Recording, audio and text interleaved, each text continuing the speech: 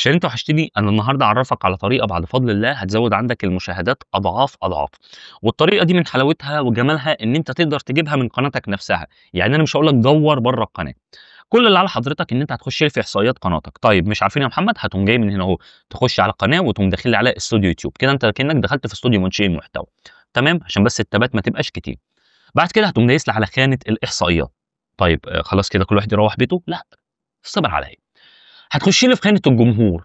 اوبا، هتنزل تحت شويتين هتلاقي قنوات يشاهدها جمهورك. القنوات اللي قدام حضرتك دي محتواها متشابه مع محتوانا بنسبة 90 ل 95%.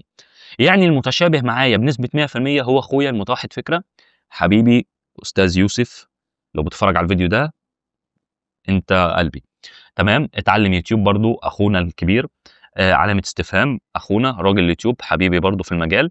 تمام، كل دي ناس تقريبا بتقدم محتوى زي محتواي. طيب انا برضو بعمل ايه يا محمد؟ ما انت خلاص انت علمتني اعمل ايه بقى. اللي عليك بقى بعد كده ان انت بتقوم داخل عند الناس دي، تخش مثلا عند المتوحد فكره، تخش عند اتعلم يوتيوب. تمام اهو، تقوم داخل مثلا عند علامه استفهام. الناس دي كلها طبعا بتقدم محتوى ومحتواها بيرفكت، طبعا لا نقاش في الحوار ده. باخش عندهم كده اهو يا باشا، واخش عند الفيديوهات، ومن الفيديوهات اخش على كلمه الرائج. الرائج معناها اكتر فيديوهات جابت عندهم مشاهدات. طبعًا أكتر فيديوهات جابت عندهم مشاهدات، أقول مثلًا أسرع طريقة لتحقيق ال4000 ساعة وسوري وال1000 مشترك و1000 ساعة في يومين. الفيديو ده جايب عند متوحد فكرة أكتر من مليون مشاهدة. طبعًا أنا مش باقول لك خُد الفيديو ارفعه في قناتك، ده كده حقوق طبع ونشر وقناتك هتتقفل. لأ، خُش الفيديو، افهم الطريقة اللي اتكلم بيها واطلع اعمل فيديو زيها. بس خُد بالك، ما تبقاش بتقلد واحد 100%. لأن أنت لو قلدت حد 100% أنت كده مش هتبقى حلو والناس هتكرهك. طيب نعمل إيه؟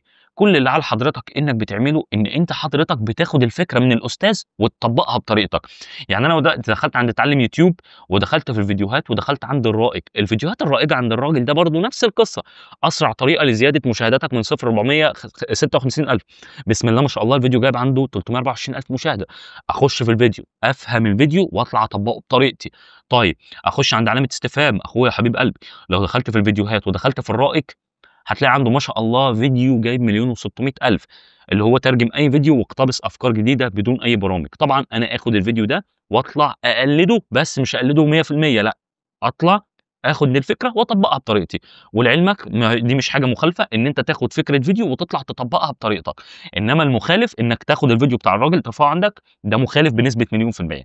تمام.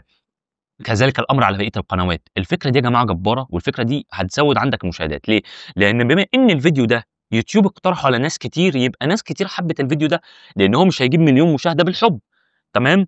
طيب يبقى أنا يا محمد يا علاء أنت عايز توصّل لي إني أنا لازم تطبّق الفكرة بحذافيرها، بس الفكرة لازم تعدّل عليها. يعني العنوان أغيّره، ما يبقاش العنوان زي كده في 100%.